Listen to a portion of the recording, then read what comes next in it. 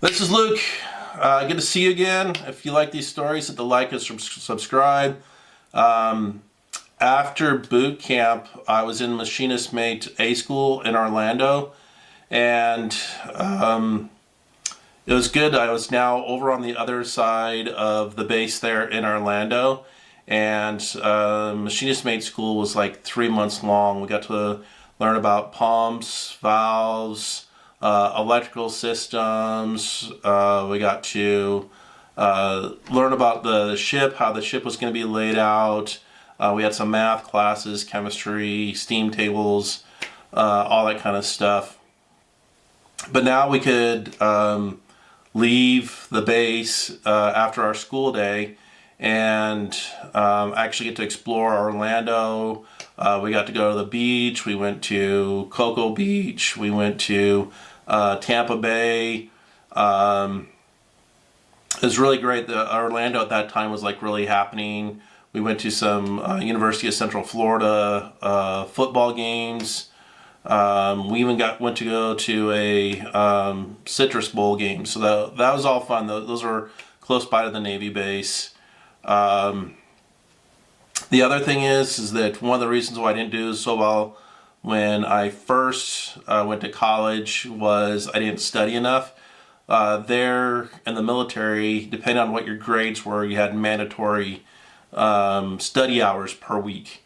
I was like a 3-2 student, nothing great or whatever, and I think I was at like 16 hours a week. I had to go to like study hall. So after school, you're in your classroom, and there would be someone sitting up in the front, and your name would be logged in, and it would say how many hours this week you have to study. And you would have to like log into this book, and the person sitting in the front of the class would then have to initial every time you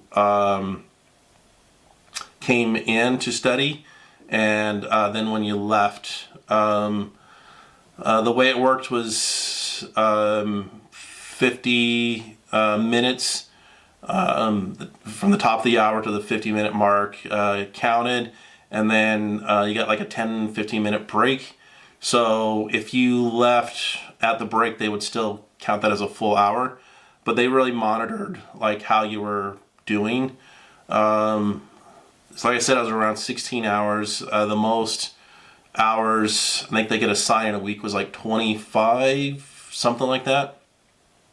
And the whole rule was 2-8 and survive, which is like you're a B minus C plus student.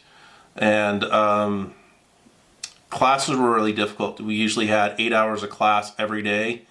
And for the A school, we had even some labs where you had to like work on stuff and prove like you could do some of the basic maintenance, and you'd be like tested on it.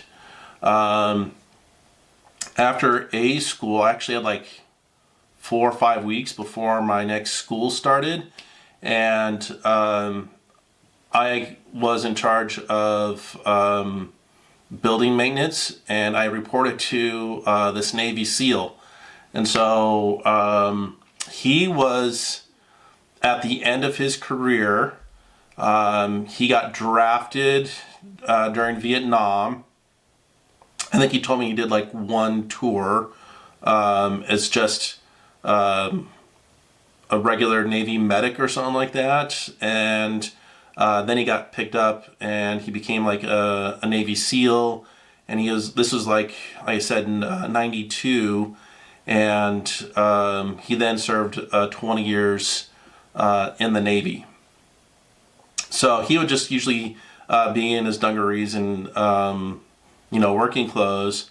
But then on Friday it was required to like be in dress uniform, and he was I think he was a senior chief then. I can't remember his name.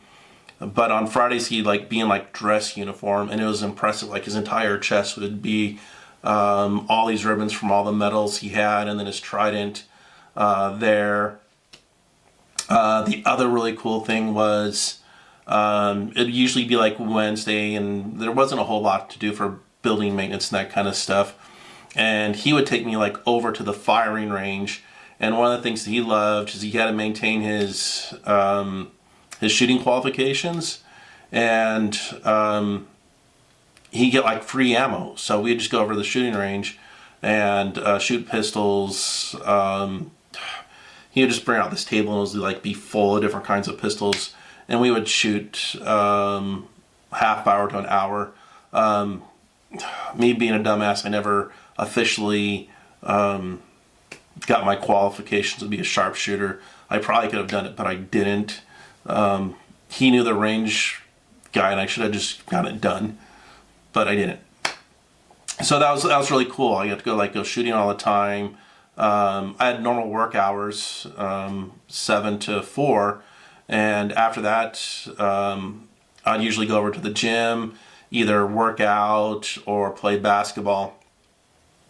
This was the summer of '92, and Shaq had just been drafted by the Orlando Magic, and he hadn't signed yet. And him and Stanley Roberts, who he played with at LSU, would come onto base, and the basketball courts there in Orlando, there would be like these dividers that would come down and separate out the courts. And somehow he made this deal with the guy that ran the gym where the last one, court 4, that's where if Shaq came, they would just close that court. Him, Stanley Robertson, and some other guys would play basketball, or Shaq would do some drills or something like that. And the rule was for most basketball games is winner stays, losers walk. And I was on court 4, and I had just been with a team that won twice. And this guy came over and goes, "Hey guys, we're closing court 4. I need you guys to leave." So I went off the court. I was going to leave anyway, and I was going to take a shower. And I was just taking off my basketball shoes, and I was just putting on like street shoes or whatever. And in comes Shaq. And I don't think anybody else had seen him because I was just taking so long. And I asked like some guy if I could just like get the ball for him, retrieve shots, that kind of stuff. And I never went up to Shaq, but like I was like passing him the ball, that kind of stuff. And I was just like watching their workout, and you don't realize how big the guy is. I mean, like he's like 7 foot and like 400 pounds. And when he first came out of college, like he could run as fast as any guard, and the guy was just amazing to watch. So that's as close as I came to ever playing basketball with an NBA guy. I was like just helping Shaq out, and this is in 1992. And then Shaq signs with Orlando, and he also signs a shoe contract with, I think it was Reebok. And there's a mall right off of the Navy base there. And Shaq is selling shoes, doing autographs, all that kind of stuff. And I didn't buy any shoes, but I bought like his picture that he had or whatever. I think he's selling them for like $10. I bought one of those, and he signed it. And he said, "Hey, did I see you on the base?" And I was like, "Yes." And he signed it, and I was just like, and that was just amazing. I think Shaq wore like a size 20 shoe, and I wear a size 12, and made my feet look small. I mean, the guy was phenomenal. So that's my basketball story with Shaquille O'Neal. I think I saw one game of Orlando playing. I think it was against Philadelphia, and I think Allen Iverson was playing for Philadelphia. So that was a real exciting game to go to. So then Power School starts up. Power School in the Navy, you learn all about the nuclear power. You learn all the electricals, the rod controls, the crossovers. There's like chemistry courses, physics courses. It's 8 hours a day, and I'm now, I think I'm up to like 18 or 20 hours. I'm just like barely getting by. And it was like they tell you ahead of time that 50% of the students, or just about 50% of the students, will fail out of Power School. And it's a really, really difficult school at that time. It was 6 months. As far as the amount of coursework you get, it's the equivalent of about 1 to 1.5 years of college, and it's all crammed into like 6 months. It's 8 hours a day, 5 days a week. I think we had 2 tests a week because they would rotate which subject had a test. And then there was like a huge midterm, and then there was a final. And on the final, it was like everything you had for like 6 months. And in all of your subjects, there's like 8 subjects. You had to have at least a 2.8 and a 2.8 overall. I think you could fail 1 subject and still proceed. If you failed 2 subjects, you would go into like an oral board at that time, and they would test you over everything, but you still had to have a 2.8 overall. If you failed 3 classes or didn't have a 2.8, then you failed the course. So it was a really intense school. Like I said, about 50% of the people fail out, and it was like every 2 weeks there'd be like another announcement of like people who had dropped out. And you could have people roll back into your class if they had a medical reason, or there's some other reason, like you could be rolled back into a class behind you, but it was really rare that someone got rolled back into a class.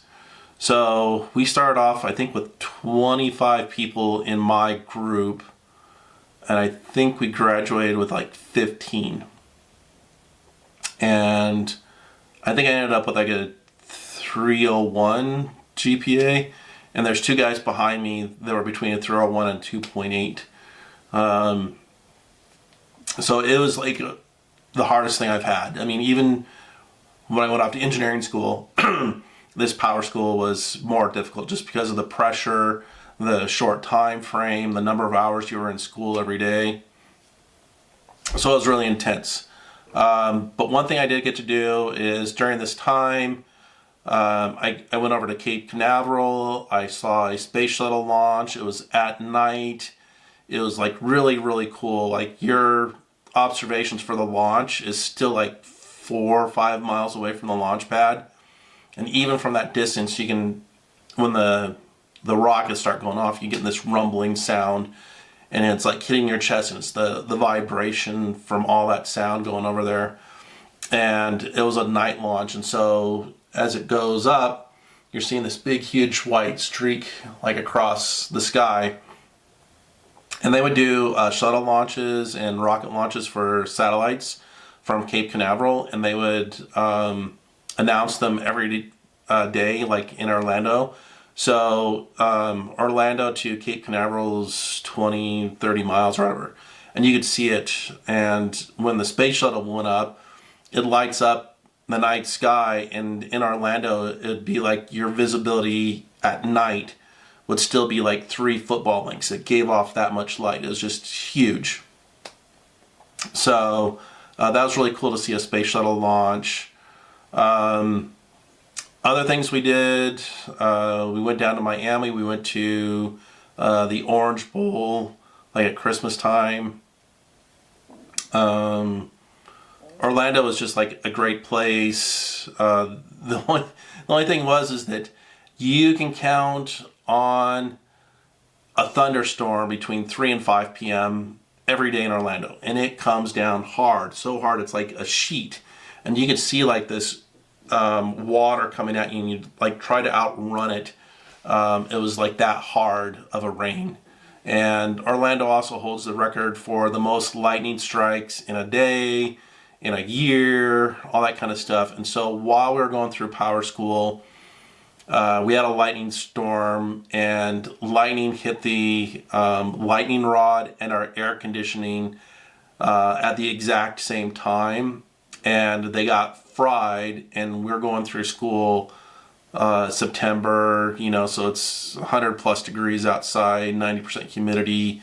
And then of course, everything in the military moves slow, and it took like 4 or 5 weeks before we got a replacement air conditioning unit. And people in just class are like falling asleep, and our instructors are like throwing chalk at people to make sure they stay awake. And we just got our air conditioner back on, and a lightning strike happened and hit the air conditioning unit again because the lightning rod wasn't up yet. This time we were lucky that they replaced just an electrical board because it hadn't been turned on yet, and that only took like a day or two, and then we had air conditioning again. But we went 5 weeks without air conditioning in the middle of the summer, fall in Orlando. It was just brutal. So the other thing is that there's an enlisted building, and then right next to that was an officer building. And to go from the schools over to where the chow hall was, you had to like walk around this circle, and then you got to go eat. And like everyone knows, you have to salute every officer, and there'd be like these brand new officers, and they like did laps like around Rickover Circle just to feel mighty and have us salute to these guys. We're just like, why? And we're like, we're all gonna go to the Navy, we're all gonna be on the same ship. And we had one officer that I knew when we finally got off to the fleet, and he was one of these guys that always wanted to be saluted. And when I got to the Abraham Lincoln, I told him about this officer and how he just walk around circles to get saluted. For the 3 years we were on the Abraham Lincoln together, none of us enlisted guys ever saluted if it was just him. So we would salute other officers, but him we didn't salute. So after, while I was in Power School there in Orlando, it was announced that they'd be closing the base there in Orlando, I think in 94, maybe 93. So it's kind of sad. The Orlando base was closing. It was the newest of the boot camps that were open between Great Lakes, Orlando, and San Diego. And so we thought it was a great base, and here the military was closing it. So my next place I was going off to was going to be Prototype School out in Idaho Falls, Idaho. And I'll tell you about that soon. If you like these videos, hit the like and subscribe. My name's Luke, and I hope to see you soon.